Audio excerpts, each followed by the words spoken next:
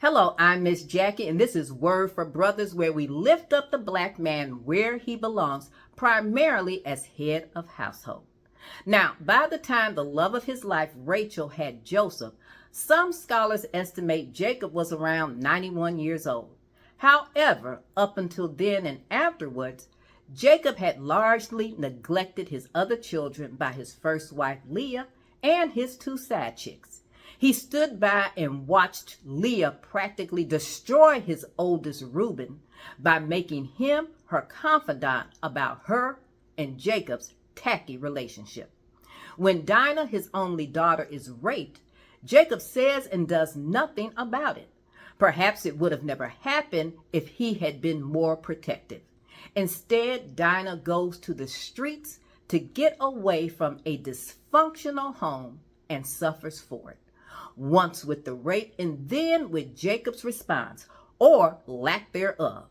And while his only daughter suffered for lack of protection, once Joseph is on the scene, Jacob's attentiveness knows no bounds.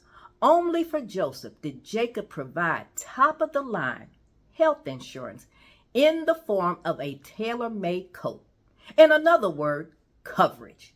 When he thought Joseph had been killed, Jacob refused to be comforted by his family, so deep was his grief. But as we know, the family reunited in Egypt, where Joseph was now VP. Jacob spent the last 17 years of his life basking with pride in Joseph. As he lay dying, Jacob blesses all of his sons, but only for Joseph does Jacob bless Joseph's grandsons as well. And as he prepares to cross over with his other 11 sons looking on, he calls his beloved Joseph a prince among them. Now, David, some say, was only around 50 when Solomon was born.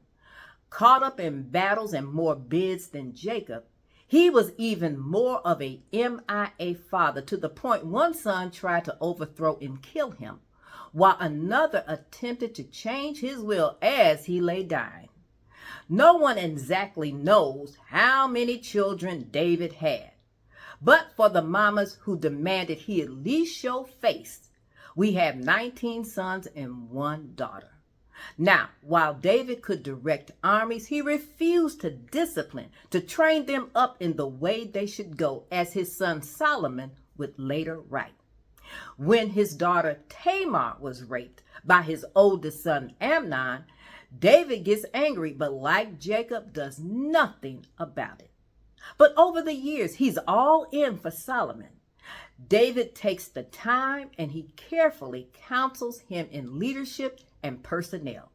He gave Solomon detailed instructions and money to build the temple, and most important of all, he tells this son what he never bothered to tell the others: to obey, serve, and trust in the Lord thy God. Before he dies, David does everything he can to prepare Solomon to be king. And may we uplift and praise our men, our old men, fathers by surprise or otherwise.